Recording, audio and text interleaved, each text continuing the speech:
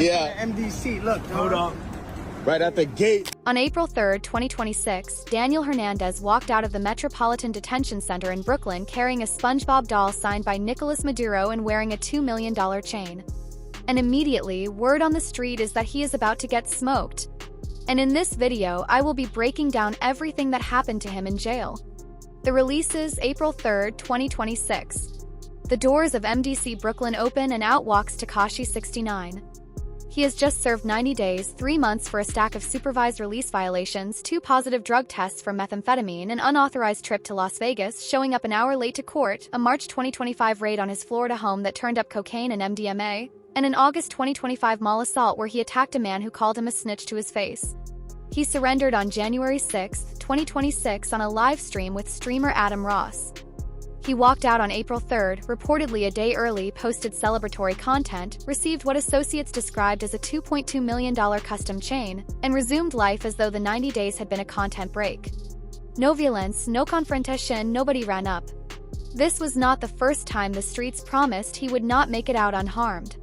It was not the first time they were wrong. To understand how 6ix9ine reached April 2026 in one piece, you have to go back to where the story starts, which is not the federal case and not the cooperation. It starts in 2017 in the borough of Brooklyn with a rapper nobody in New York had heard of and a music video that changed everything. Daniel Hernandez grew up in the Bushwick neighborhood of Brooklyn. His father was Puerto Rican, his mother Mexican. He grew up moving between school, church, and a neighborhood where early exposure to the streets was not a choice so much as a condition. By the time he was a teenager, he had dropped out of school, was selling weed to survive, and had begun experimenting with music. He worked at a bodega. He made no money. He had no connections in the industry. What he had was the internet. In 2017, he posted a photo on social media. Rainbow-dyed hair, a grill, face tattoos, including a prominent 6ix9ine, and an expression that dared anyone to say something about it. Post went viral. Became a meme. And in November of that year, he dropped Gummo, a track produced by Pierre Bourne, shot in Brooklyn with members of the 9 Trey Gangster Bloods in the frame. The song peaked at number 12 on the Billboard Hot 100 and was certified platinum by March 2018. By February 2018, his debut mixtape, Day 69, debuted at number 4 on the Billboard 200. He had gone from working a bodega to a top 5 debut in roughly 4 months. The gang in those videos was not a prop.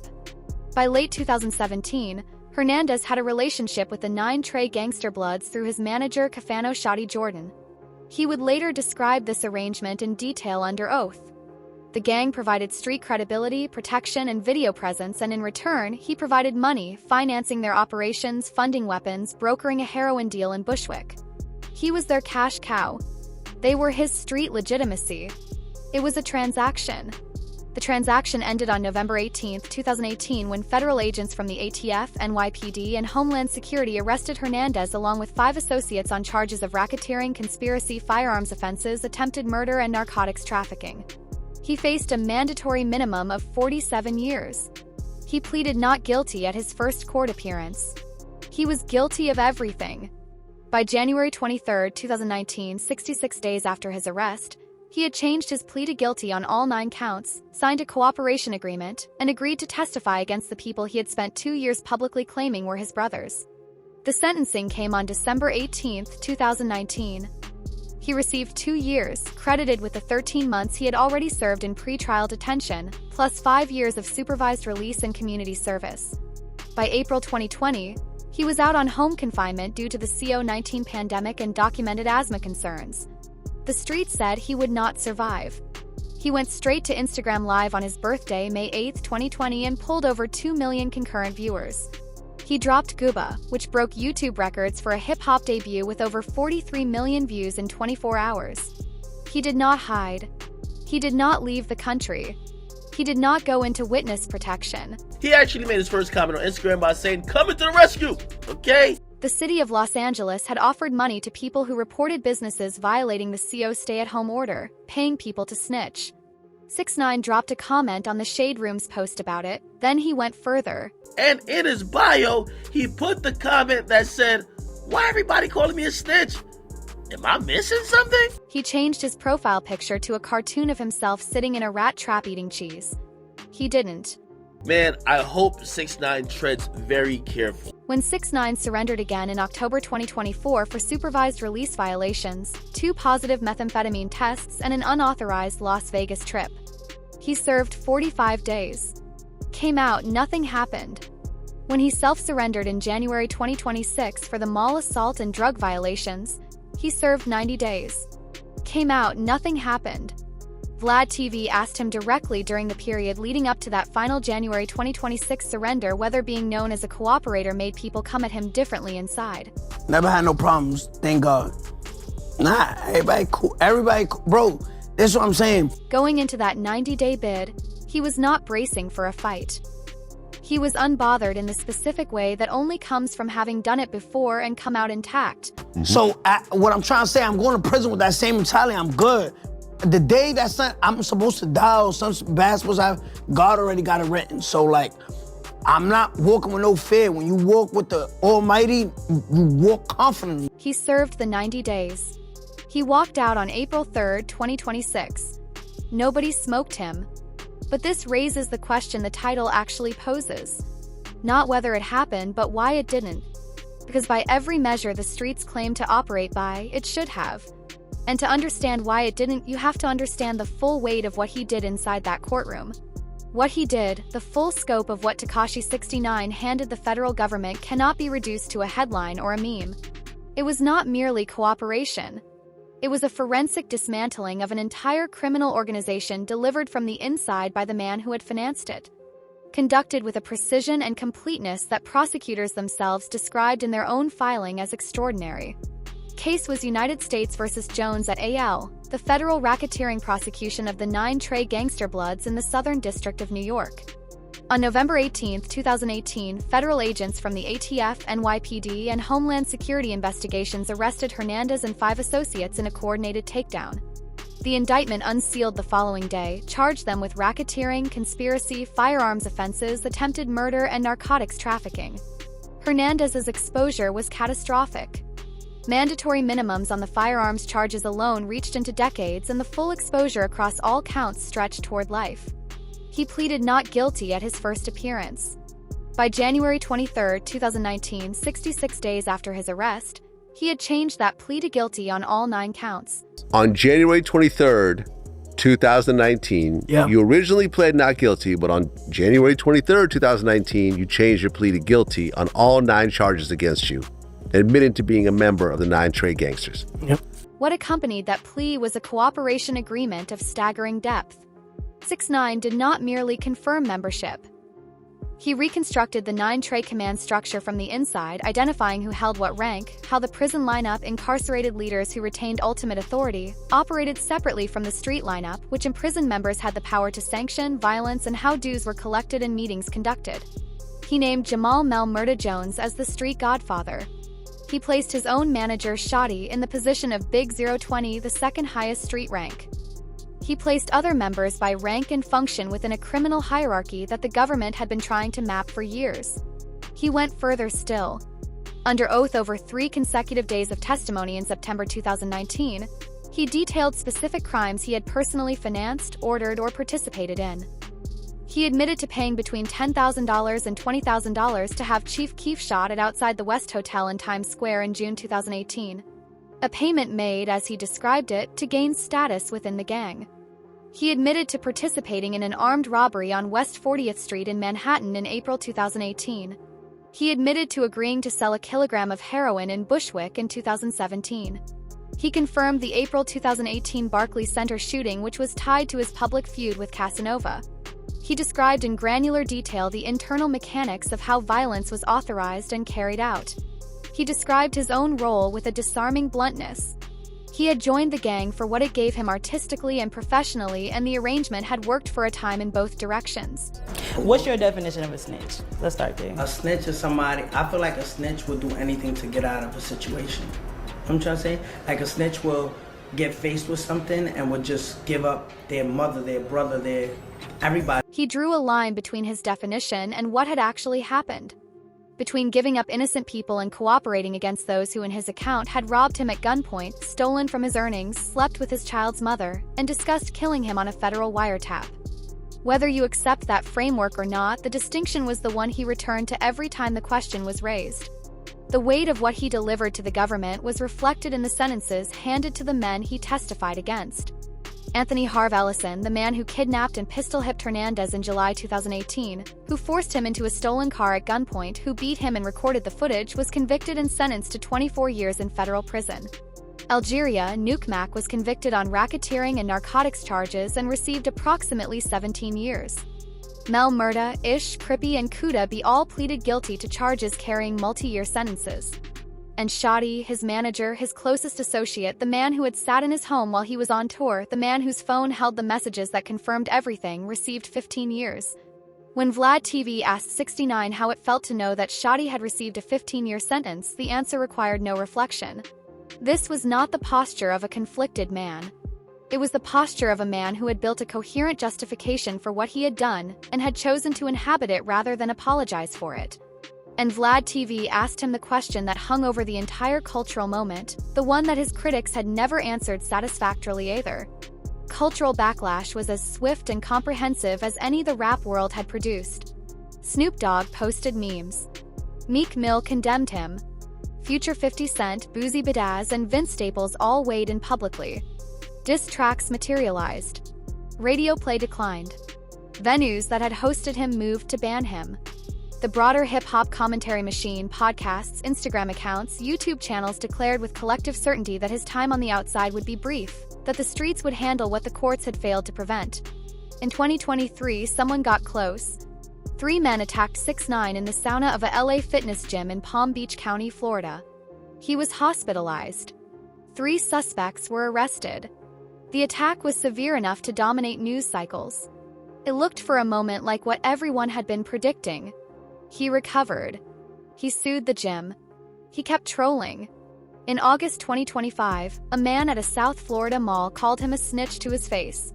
6ix9ine attacked him, a decision that violated the terms of his supervised release and triggered the legal process that ended in his January 2026 surrender.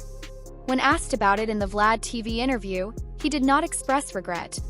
And then this happened on top of it. That kind of put like the cherry on top.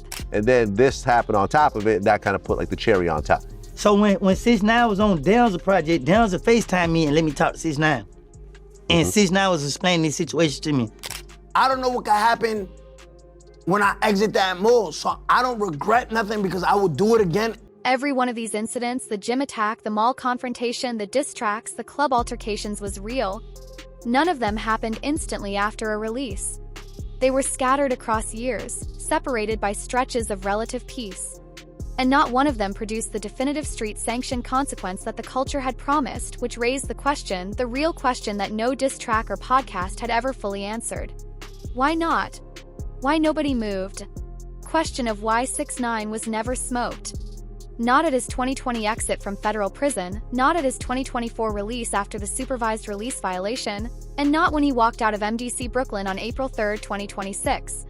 Tears apart, one of hip-hop's most durable myths, the idea that the streets enforce their own laws with consistency, that cooperation triggers a specific and inevitable punishment, and that no amount of fame or money can shield a man from consequences his peers have collectively sentenced him to receive. What actually happened tells a story that is considerably more complicated and considerably more revealing than the myth allows. In 2020, during the same months when artists and commentators were declaring that 6ix9ine was finished, that he would never move safely in public again, a group of men from a Brooklyn neighborhood made a decision that cracked the entire framework open. They brought him to the hood. They let him shoot a music video in their projects. And when the footage surfaced recorded with podcast host Hassan Campbell, one of the men who arranged it began to explain why, and in the process said something that cut through 5 years of cultural posturing with a single observation. We brought this nigga to the hood. First of all, Please don't. Nobody make a comment. Pushback from others in the room was immediate. But the man talking kept going, and what he built toward was not a defense of 6ix9ine or of snitching. It was a defense of consistency. He talked about rats in his own neighborhood. Older men who everyone on the block knew had cooperated with law enforcement some years ago, some decades ago, who were still present, still greeted, still extended the social courtesy of looking the other way. Men who walked freely because they were embedded in the community, because they were useful, because they had money or relationships that made their past cooperation inconvenient to address. Really give him a 5, he outside, like he's chilling regular, you feel me? Like, this is regular, so why, don't act like I did something wrong now. His argument was not moral. It was observational. Code that supposedly guaranteed consequences for cooperation was already riddled with exceptions. Those exceptions ran along lines of money, longevity, and relationship, not along lines of what the man had actually done. The outrage directed at 6ix9ine was louder and more sustained than anything directed at these neighborhood figures, but the principle was the same. The rules bent where power was sufficient. He named this thing directly. Exactly. So it's like, after that, I'm shutting up, bro. I'm not even gonna talk too much, you heard? That's it. Selective politicking. The same breach had a different consequence depending on who you were and what you represented financially. An old head on the block who told decades ago and had since become a neighborhood fixture received tolerance. A rainbow-haired internet millionaire who testified publicly in federal court received hate. The variable was never the act of cooperation. The variable was always the visibility, and underneath the visibility always the bag. The bag factor operated at every level of 6ix9ine's post-prison existence. The men who brought him to the hood to shoot a video were not doing it as a statement of solidarity with informants. They were doing it because it generated attention, because association with 6ix9ine, even toxic association, produced views and clout, and for some payment. When the question was put directly, if there was zero money attached, would you still have allowed him to come and shoot the video? One of the men answered without hesitation. Yo, let's pull up to the If I want to. Okay. That's how real it is. I'm telling y'all, like, if I want to, whatever I want to do, I could do. The answer claimed autonomy, claimed personal choice, claimed the entire decision was driven by individual will. 16 minutes, 7 seconds, but it existed within a conversation that had been saturated with the reality of what 6ix9ine's name was worth commercially, and no one in that room 16 minutes, 14 seconds was pretending otherwise. Kodak Black took $1 million to do a song with him. Other artists who had publicly declared him untouchable took meetings. 16 minutes, 22 seconds. Others who refused did so not on principle, but because, as Lil Woody observed, they were too focused on what other people would think of them for doing it. Kodak Black took $1 million to do a song with 6ix9ine. Everybody else mad because 6ix9ine didn't come to them with that same offer. Woody had spoken to 6ix9ine directly during the period when the streets were loudest about consequences, and his message to him was not encouragement but clarity. The labeling was permanent, and no act of violence or dominance could erase it, which meant the entire framework of retaliating against a snitch to restore street honor was built on a premise that had already collapsed. You know what it's like. You know it. How easy it is to get caught up in some shit. When they said you're a snitch, you should laugh at him and went on about your way. Let's say you kill him. You still gonna be called a snitch. You still gonna be called it. There was no violent act available to 6ix9ine, and by extension, no violent punishment available to the streets that would resolve the fundamental problem. The snitching was documented in the public record of the United States federal court system. It was quoted in the New York Times. It was in the indictment, in the 5K 1.1 letter, in the complex transcript breakdown, in Revolt's pretrial summary. It was permanent in a way that street violence could not reach. You could not unsnit your way out of a public court record.